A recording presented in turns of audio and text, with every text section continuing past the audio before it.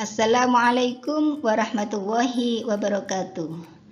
Ayuhat talamid, marhaban bihudurikum fil madrasatis sanawiyah Surya Buana Internet di Malang bil maddati al-ulumut tabi'iyah fil fasli samin wa fasli tarsil awal ma ustadzah Dewi Faizah Tayyib. Al-an hayya bina nabda bi qiraatid du'a. Bismillahirrahmanirrahim. Raditu billahi rabba wa bil islami dina wa bi muhammadin nabiyya wa rasula. Rabbi zidni ilma warzuqni fahma waj'alni min ibadikas solihin. Anak-anakku yang hebat, berjumpa kembali bersama Bu Dewi yang kali ini kita akan belajar materi tentang tekanan bagian 1. Anak-anak, selanjutnya nanti di dalam pembelajaran ini ada beberapa hal yang harus kalian pahami. Nah, pada materi ini nanti tujuan pembelajaran yang akan kita pelajari yang pertama adalah anak-anak bisa menjelaskan konsep tekanan. Kemudian yang kedua, anak-anak bisa menganalisis hubungan antara gaya dan luas permukaan terhadap besarnya tekanan. Dan yang ketiga, anak-anak bisa menganalisis tekanan zat cair pada keadaan tertentu. Apa sih hubungannya gambar-gambar ini dengan tekanan ya? Kok pada materi tekanan ada gambar tanah berlumpur, kemudian ada sepatu bot, ada sepatu berhak, kemudian ada angsa, macam-macam angsa. Nah, ternyata anak-anak kalau kita perhatikan pada musim penghujan, kemudian kita jalan di tanah yang gembur ya. Kenapa biasanya orang itu sering memakai sepatu bot, bukan sepatu yang berhak tinggi tadi? Nah, tentu ini punya alasan anak-anak ya. Nah, ternyata ketika menggunakan sepatu bot itu tujuannya agar kaki tidak tenggelam di dalam tanah tadi ya, tidak masuk ke dalam tanah. Tetapi sebaliknya, kalau kita menggunakan sepatu berhak, maka sepatu kita akan masuk ke dalam tanah yang gembur tadi. Nah, ini anak-anak ya, kalau hubungannya dengan tekanan, materi tekanan. Begitu pula dengan angsa-angsa ini. Allah menciptakan angsa dengan kaki yang berbentuk seperti kipas ya. Kalau kita perhatikan, apa sih tujuannya Allah menciptakan angsa dengan kaki yang berbentuk kipas? Ternyata Masya Allah gitu ya. Nah, angsa yang biasanya jalan di atas tanah lumpur ya, itu dengan kaki yang seperti ini masih tetap mudah berjalan ya, kakinya tidak masuk ke dalam tanah. Nah, ini berarti ada hubungannya antara luas permukaan dengan gaya yang diberikan oleh benda terhadap bidang tertentu. Nah, ini anak-anak nanti yang akan kita bahas tentang tekanan. Nah, apa sih sebenarnya tekanan itu? Nah, kalau kita perhatikan bagaimana kucing itu berjalan di atas pasir ya. Nah, ada jejak-jejak kaki. Nah, ternyata kucing itu memberikan gaya ya di atas bidang yang dilewati tadi ya, tiap satuan luas bidang tersebut. Nah, ini anak-anak, jadi pengertian tekanan itu sendiri adalah gaya yang bekerja pada suatu bidang tiap satuan luas bidang tersebut. Nah, ini yang akan kita pelajari. Berikutnya anak-anak ya, masuk tekanan pada zat padat. Nah, kalau kita perhatikan tentang konsep tekanan tadi, maka konsep tekanan itu sama dengan penyebaran gaya pada luas suatu permukaan. Jadi, penyebaran gaya, pemberian gaya pada suatu luas permukaan. Sehingga apabila gaya yang diberikan pada suatu benda itu semakin besar, maka tekanan yang akan dihasilkan semakin besar pula.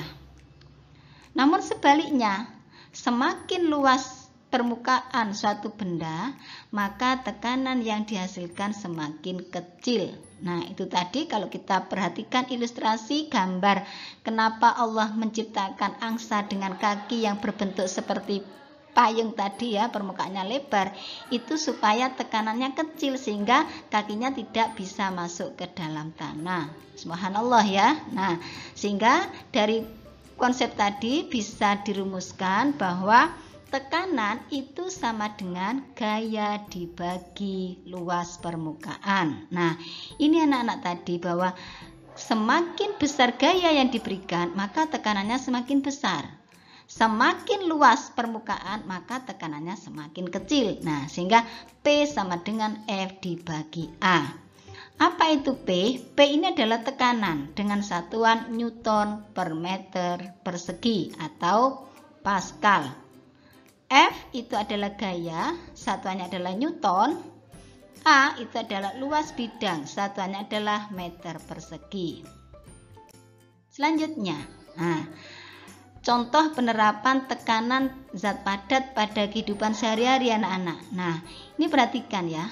Biasanya sepatu pemain sepak bola itu selalu memiliki tonjolan di bagian bawah. Nah, ini apa alasannya? Ternyata supaya apa? Supaya sepatunya itu lebih kuat menancap ke tanah ya. Tidak terpleset ketika main bola. Nah, ini tujuan pemberian tonjolan di permukaan sepatu.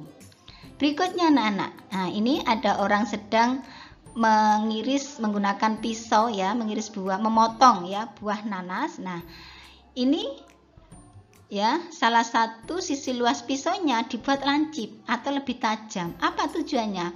Tujuannya adalah agar tekanan yang dihasilkan itu lebih kuat dan mudah digunakan untuk memotong buah nanas tersebut. Nah, ini anak-anak penerapan tekanan pada zat padat dalam kehidupan sehari-hari. Selanjutnya, nah ini ya contoh soal. Perhatikan di situ ada gambar. Jadi gambar orang yang sedang ini ya, sedang mengaduk semen. Ya, ini ada gambar orang sedang mengaduk semen pakai sekup. Nah, soalnya Pak Hari sedang mengaduk semen untuk membangun rumah. Pak Hari menggunakan sekup yang luasnya 45 meter persegi. Kemudian mengaduknya dengan gaya sebesar 10 Newton. Maka berapa besar tekanan adonan semen tersebut? Nah, ini anak-anak jawabannya. Perhatikan. Diketahui ya, luas sekup A, lambangnya A sama dengan 45 cm persegi. Kemudian gaya ya, satuannya Newton ya, 10 Newton. Kemudian ditanya tekanan, lambangnya adalah P. Nah, penyelesaiannya adalah tekanan sama dengan F dibagi A. Jadi 10 Newton dibagi 0,045 meter persegi itu hasilnya sama dengan 222,23 Newton per meter persegi. Nah, ini anak-anak contoh soal terkait dengan tekanan pada zat padat. Selanjutnya, nah ini ada soal ya. Nah, ini ada gambar orang yang sedang mendorong. Nah, ini soalnya Pak Budi penjual mie ayam sedang mendorong gerobak dengan kedua tangannya dan membutuhkan gaya sebesar 90 Newton. Apabila luas sebuah telapak tangan adalah 150 cm persegi, maka tekanan yang diberikan pada Pak Budi pada gerobak tersebut adalah, nah perhatikan ya, jadi di situ F-nya 90 Newton, kemudian satu tangannya adalah 150 cm persegi. Nah, Pak Budi menggunakan berapa tangan? 2 tangan. Berarti nanti luasnya dikalikan 2 karena 2 tangan ya. Nah, berapa tekanannya? Nah, nanti silakan anak-anak kerjakan ya. Selanjutnya anak-anak kita masuk pada tekanan zat cair ya, atau nanti disebut dengan tekanan hidrostatis. Nah, perhatikan di sini ada anak kecil yang sedang berenang-renang di dalam air ya. Nah, di situ, nah anak ini tentu ada tekanan dari zat cair itu gitu ya. sehingga bisa melayang-layang gitu. Nah, apa sih sebenarnya tekanan zat cair itu atau disebut dengan tekanan hidrostatis? Tekanan hidrostatis itu adalah tekanan yang diberikan oleh cairan ke sekitarnya. Semakin dalam tekanan zat cair semakin kuat. Nah, ini anak-anak, maka kalau orang berenang itu ada aturannya, tidak boleh terlalu dalam karena nanti mesti ada gangguan ya pada salah satu organ tubuhnya. Kenapa? Karena tekanannya semakin kuat ya, tekanan zat cair itu maksudnya. Nah, ini anak-anak berkaitan dengan tekanan hidrostatis.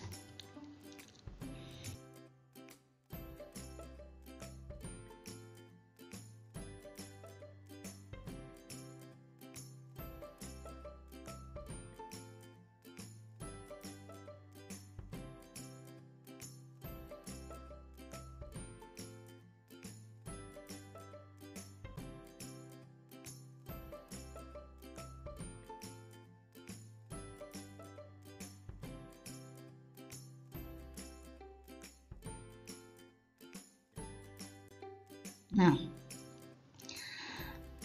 ini kalau kita gambarkan ya, misalkan ini ada air ya, ada air dalam satu tabung, terus kemudian dikasih lubang, ada lubang ke satu ya, kemudian ada lubang kedua ini ya, kemudian ada lubang ketiga. Nah, kemudian masing-masing memancarkan lubang tadi, memancarkan air, maka bisa dilihat mana yang lebih jauh dari pancarannya. Nah, ini kalau gambar pertama pancarannya arahnya ke sini ya. Nah, ini tampak berarti tekanannya rendah. Kenapa? Karena dangkal ya. Nah, ini ya. Kemudian yang kedua lebih jauh sedikit. Nah, ini sedang, tekanannya juga sedang. Kemudian yang ketiga, ini pancarannya semakin jauh. Nah, ini kenapa? Karena posisi zat cairnya semakin dalam. Sehingga bisa disimpulkan bahwa semakin bertambah kedalaman, maka semakin bertambah tekanan hidrostatisnya. Ini anak-anak tentang konsep hidrostatis. Berikutnya. Nah, sehingga berangkat dari sifat kedalaman tadi pada zat cair, maka dapat dirumuskan suatu persamaan bahwa P sama dengan Rho kali gravitasi kali ketinggian. Nah, ini adalah Rho anak-anak ya. Jadi ini bacanya Rho seperti P, tapi ini adalah Rho. Nah, P itu adalah tekanan, satuannya adalah Newton per meter persegi. Kemudian Rho ini adalah massa jenis zat cair ya, karena cairan itu juga memiliki massa jenis yaitu kilogram per meter kubik. Kemudian ada G yaitu gravitasi, percepatan gravitasi, satuannya adalah meter per detik kuadrat. Kemudian ada H adalah tingginya zat cair, tinggi zat cair ya, satuannya adalah meter. Berikutnya ya, masuk pada contoh penerapan tekanan zat cair. Nah, ini anak-anak, jadi ketika ada orang yang sedang sakit gitu ya, biasanya kan diukur itu tensinya. Nah, tensi orang yang akan diinfus itu harus lebih rendah ya. Kenapa? Supaya infus yang masuk ke dalam tubuhnya itu bisa ya. Nah, ini supaya zat yang dimasukkan ke dalam tubuh orang tadi itu bisa mengalir. Nah, ini dengan konsep tekanan hidrostatis. Berikutnya, nah ini orang yang sedang berenang. Nah, semakin dalam orang ini maka biasanya akan mengalami rasa sakit di telinganya. Kenapa? Karena semakin dalam tekanan hidrostatisnya itu semakin tinggi. Nah, berikutnya, nah ini ada gambar ya, seperti pembatas ya, waduk ini ya. Nah, kenapa sih bagian bawah ini kok semakin diperbesar ya daripada bagian atas? Kenapa? Supaya bendungan ini tidak jebol anak-anak. Nah, karena tekanan yang di bawah ini semakin besar ya, tekanan hidrostatis di bagian bawah ini semakin besar, maka dibuatlah ya bendungan ini bagian bawah itu semakin tebal daripada di bagian atas. Nah, ini penerapan tekanan hidrostatis. Berikutnya, nah Kenapa sih juga lubang bak mandi itu selalu di bawah, tidak di atas? Nah, ini tujuannya apa? Tujuannya itu kalau membersihkan itu bisa biar mudah ya, air yang terbuang itu biar mudah terbuang. Karena kalau di bawah ini air yang mengalir keluar itu lebih cepat daripada di atas ya. Karena sekali lagi tekanan hidrostatisnya semakin dalam, semakin besar. Berikutnya. Nah, ini ya anak-anak tentang contoh soal tekanan hidrostatis. Nah, di sini ada gambar orang yang sedang berenang. Kalau dilihat dari permukaan air itu kedalamannya adalah 35 meter. Nah, 35 meter. Di sini yang ditanyakan adalah hitunglah tekanan hidrostatis yang dialami penyelam jika massa jenis air adalah 1000 kg meter persegi meter kubik ya, dan gaya gravitasi bumi 10 meter per sekon persegi. Nah, ini anak-anak. Nah, jawabannya diketahui massa jenis air tadi lambangnya ini rho ya, massa jenis air lambangnya adalah rho. Kemudian 1000 kg per meter kubik. Kemudian ada gravitasi 10 meter per sekon kubik. Kemudian kedalamannya ya, kalau dilihat dari permukaan tadi adalah 35 meter. Nah, berarti sudah diketahui semua ini unsur-unsurnya. Sekarang tinggal penyelesaiannya. Nah, ini ya. Tadi tekanan pada hidrostatis itu memiliki rumus rho P sama dengan rho kali gravitasi bumi kali ketinggian atau H. Sehingga P atau tekanan sama dengan 1000 kali 10 kali 35 sama dengan 350.000 Pascal. Nah, Pascal ini adalah satuan dari tekanan. Ini anak-anak tentang contoh soal tekanan hidrostatis. Berikutnya anak-anak tentang latihan soal tekanan zat cair atau tekanan hidrostatis. Nah, ini anak-anak ya, ada gambar seekor ikan yang berada di bak air yang memiliki ketinggian 60 cm dari permukaan dasar air. Padahal air itu memiliki ketinggian 140 cm. Nah, di sini yang ditanyakan adalah jika massa jenis air 1000 kg per meter kubik dan percepatan gravitasi 10 Newton per kilogram, berapa tekanan hidrostatis yang harus diterima ikan? Nah, jadi tekanan hidrostatis pada ikan ini berapa anak-anak? Nah, ini pakai rumus persamaan tadi yang sudah dijelaskan. Silakan kalian nanti menjawab, jawabannya diuraikan ya anak-anak, tidak di pilihan ganda. Demikian anak-anak yang dapat kita pelajari bersama, semoga bisa dipahami materi tentang tekanan tadi dan bisa kita terapkan dalam kehidupan sehari-hari. Aktafi dirasatana al-yawm, syukran jazila ala husni ihtimamikum, hayya bina nahtatim bikiraati hamdalah, alhamdulillahi rabbil alamin. Wa kafaratil majlis, subhanakallahumma wa bihamdik, asyhadu an la ilaha illa anta, astaghfiruka wa atubu ilaik. Wassalamualaikum warahmatullahi wabarakatuh.